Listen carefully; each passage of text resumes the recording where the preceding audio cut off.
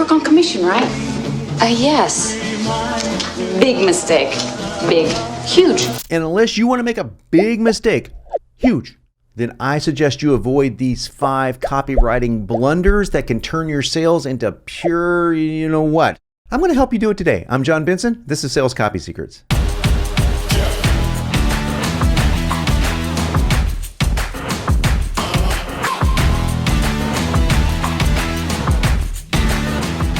Welcome back, and this is 5 disastrous copywriting mistakes that you have to avoid at all costs. You need to be aware of these 5 mistakes that almost every copywriter makes at one time or another in his or her career, and I want to help you avoid them. Let me tell you, if you are a copywriter, if you're looking for tips, tactics, strategies to help you sell more with words, or if you're just a marketer wanting to sell some more stuff online, this is for you. So let's dive into the training right now. Mistake number 1 is writing to more than one person. Now, I've said this 1,000 times. I'm going to say it 1,001. You always want to write as if you're writing to one person. Always, no exceptions to the rule. Now, I'm going to challenge you with a very interesting challenge. Comment below and give me an example of when you would not write to one person in an email. We're going to use specific to email.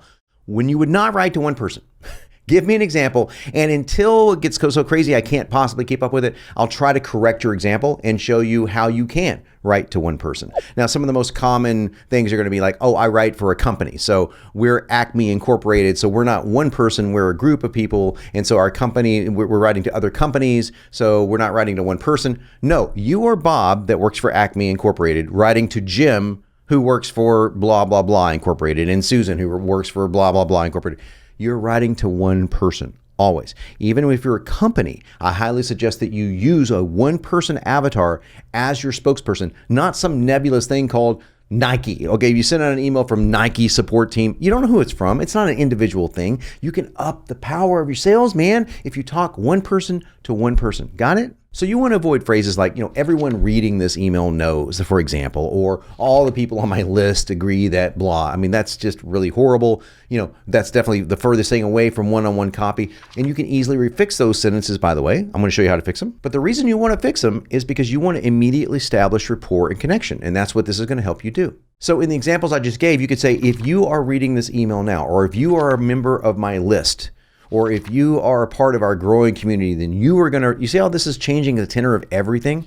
It really emphasizes the connection aspect of things. And most people, by the way, that comment on my videos mention that it feels like I'm making videos one-to-one, that I'm talking directly to a person. Even I'm saying, if you are a copywriter, if you are this, if you are a group, if you are in this group, it's still you, right? This is very important communication and very, very important in copywriting. Mistake number 2 is using commas rather than using periods, ellipses, or nothing at all. Commas are basically the speed bumps of copywriting. I mean, they are absolutely horrible to get through. They slow down the pace. They stop the reader in their tracks because that's what they're designed to do. You don't want to stop people in their tracks. You want to keep them going down the track as fast as humanly possible. So commas are almost always verboten. Now, there are going to be exceptions to this rule. Like all the rules I'm covering today, if you know how to break the rules, you can break them. But I'm going to help you to get out of the habit by telling you just never do it. And then if you absolutely have to do it, then it'll be okay. Cool? Now, how crazy am I about nuking commas? Well, I'm from Dallas, Texas, so I will not say Dallas, Texas. I will write Dallas, Texas without a comma because I don't even want commas there, which are grammatically correct, to be in the way, because we're not in the grammar business, folks. We are in the persuasion business. We are in the copywriting business, and you need to get off of this whole thing about grammar. It does not matter. So let's look at an example that someone may write and use commas, and I'm going to show you how you can change it. Let's go. Okay, so the sentence says, if you want to lose weight, comma, get healthy, comma, and burn stubborn cellulite, comma, then you're going to love what I have for you today. Is that the end of the world? No. Is that going to cause your sales to tank? Maybe if it's the start of a VSL or a sales letter. Let me show you how to fix it. There's a couple of ways. In fact, I'm going to show you several ways. Here's one. If you want to lose weight, ... return, get healthy, ... return, and burn stubborn cellulite, ... return, then you're going to love what I have for you today. That's one way I turn the commas into ellipses. Another trick I can do is use the question trick. So check this out. Want to lose weight? Get healthy? Burn stubborn cellulite? You get the point. I can just turn them into questions. Or check this out. I can turn the whole thing into one sentence, which is kind of long for a VSL, but look how I'm doing it. It's very interesting. I want you to lose weight, get healthy, burn stubborn cellulite. That's why you'll love what I have for you today. Listen how commanding that is, how authoritative it is. And I had to write authoritatively when I decided to make the commas freaking periods, because I had to change the words just slightly. And when I did, punch, punch. Look how that copy punches. I want you to lose weight, get healthy, burn stubborn cellulite. Much more punchy than that long, rambling, comma-laden sentence that we started with. Okay, now before we get to the next three, let me ask you a question. Have I earned your like? Have I earned your respect? Have I earned your endless admiration? Have I earned your ire? I hope not. If I have earned the first three or one of the first three, pulverize that like button, smash that bell for notifications when my new videos drop. Leave me a comment below if you want to take me up on the challenge I listed earlier. You can just leave it below or just tell me something nice, and sub to the channel if you haven't already. And let's get on with the training. Mistake number 3, too many words. Have you ever seen the old movie Amadeus? It's a great movie about Mozart. There's this great scene where Mozart is off of this really beautiful composition that's just this magnificent, laden with notes composition. And he is approached by His Majesty. And His Majesty has a few interesting words about his particular choice of notes. Of course, now and then, just now and then, it seemed a touch, What do you mean, sire? well, I mean, occasionally it seems to have, how should one say, how shall one say, Director? Too many notes, Your Majesty. Exactly, very well put. Too many notes. Now, in Mozart's case, that was definitely not too many notes, because he was an unparalleled genius. Maybe too many notes for the average ear to hear at that particular time, but his music is timeless. Clearly, he was a genius from a different planet. But nonetheless, in your case, it could very well be too many words. So I want you to remember the rule of copywriting. This is a very simple rule, and it's not the sexiest rule, but it is a true rule. Ready? Copywriting is rewriting, and rewriting is editing. Now, when it comes to editing, you're going to find that there are words that you can almost always cut. I noticed that I can cut the word that a whole lot. I can cut the word like. I'll say like a whole lot. I will cut that. I will cut any word that sounds cheesy, like amazing or fantastic. I'm going to cut those because those are just really lame. But you'll find words that just don't need to be there. And I'm going to give you an example of copy I just wrote. I'm going to rewrite it with too many words.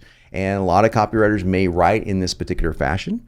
And I'm going to show you how I would edit that sentence back down to itself. And I'm even going to edit the sentence I originally showed you because there are too many freaking words. Here we go. So my rewritten sentence reads like this. If you really want to lose a lot of weight, get super healthy, and burn away that stubborn cellulite, then you're going to love what I have for you to check out today. Now you can hear there's some added words, right? And you could hear that's not the end of the world again, but man, look how clunky it is when you break it down the way I broke it down earlier and get rid of those needless words. If you want to lose weight is how I'm going to start that off. If you really want to lose a lot of weight, let me tell you why I got rid of really, because obviously really is a superfluous word. It's just not necessary. People either do or they don't. They want to lose it or they don't. A lot of weight, okay, that may not be true for some of my customers. Some of my prospects may want to lose 5 pounds. So if I say a lot of weight, it's not going to cover them, right? Unless I'm writing specifically to people that are like obese or something. But even then, I would say if you want to lose 60 or more pounds of body fat. So I'd be very specific. Specificity is the one time that I break the rule of too many words. If you're doing this to get specific, go for it. I'm not talking about specificity words. I'm talking about words that just don't need to be there. So if you want to lose weight, get healthy. Super healthy doesn't mean anything. Get healthy. Burn away that stubborn cellulite. The word that is almost always in this particular connotation, in this particular formation rather, almost always you can get rid of that word. Burn away stubborn cellulite. So much easier to say than burn away that stubborn cellulite. Now check out how I changed the end of it. You're going to love what I have for you today. Okay? Then you're going to love. Notice I got rid of then. That and then are two words that can just almost go by the waysides. I mean, not always, but most of the time. You're going to love what I have for you today. There's no need to say for you to check out today. That's just too much, too many words. And now I've trimmed that down quite a bit. Now, the last thing I'm going to say here is that last sentence, you're going to love what I have for you today, is a presuppositional statement. We covered the art of presuppositional statements below. Check it out. That video is super important because I believe in presuppositions big time. Mistake number 4, creating any copy at all ever without a click or some sort of call to action. Okay, here's a rule you can thank me for later. Never send out an email without something in there for them to click on. And there's a lot of ways you can do this without selling anything. You don't necessarily have to send them to a sales page, right? If it's a nurture email, let's say, and you're sending them full content, you can simply say, click here to read more about this. Or here's another article you may really like. Get them to click. That's very important. I'll tell you why in a moment. But the other thing you want to always think about doing is selling, because that's what you do. So if you do want to say, P.S., you may like this new webinar that I have on this subject, or you may like this book that I've written on this subject, don't be afraid to put a link in anything and everything. One of the major reasons you want to do this is you want to train your prospect to click on something. You definitely want to train for the click, because when you do send out that all-important promotional email, you want to make damn sure they click on that link, right? Right.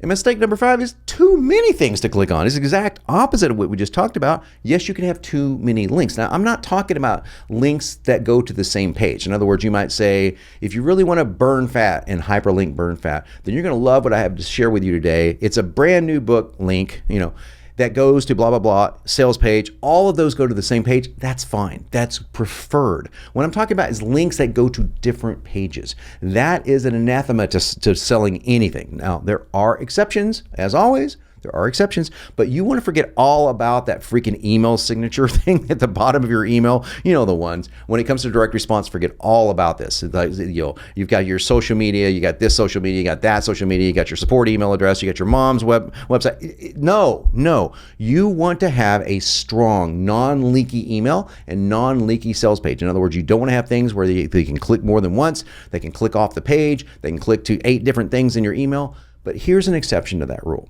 You can break that rule when you're sending out content and you want to link out to other articles or other related things to that content within the same email. This is also a great thing for affiliate marketing. Let's say that you are sending just a content email on your own and you conclude with 3 links to 3 different affiliate products. That is a great idea as well, because as long as they're related, then it's going to flow naturally. Like you gave them all content at the very bottom. They go, read more about this here. Oh, don't forget to read about this other condition that's related. Oh, and this third condition that's related. And those are all offers. That's a great idea. My friend Mike Gary uses that technique a lot. Very good for that. So here's another example. Let's say somebody that's super good looking and handsome, say they had identical twin brothers like John Hamm and Christian Bale. And they wrote an article, say on, copywriting things you want to avoid, something like that. I don't know. I'm just making this up off the top of my head. Let's say that was the case. And I got to the end of this article, that person got to the end of this article and they wanted to sell something. Here's what they may want to do. They might want to say, oh, here's another article on 3 more copywriting mistakes. Oh, here's an interesting workshop on how to improve your copywriting. It's related, but it's not related, but it's a workshop. You don't even have to say that. You can say, here's a video on how to improve your copywriting. They click there and it's a webinar. So now you've got them clicking to articles because you get them used to clicking to different articles, but one of those links goes to a sales page or a webinar or a workshop or a video that sells something. Now, check this out. On all of those other article pages that I would link out to, I would have those links to these other articles in between those. So in other words, all 4 link to all 4. That gives you 4 times the chances to make a sale. Maybe they didn't get sold on the first article, but they read the second article and then they click on that webinar link, boom. Your odds go up to sell your services or products if you do this technique. And I got one more tip for you, just one. Like, share, sub, and smash that bell for notifications so you can be notified anywhere in the world, even underwater, when my new videos drop. And until next time, I am John Benson, and I'm here to help make you unignorable.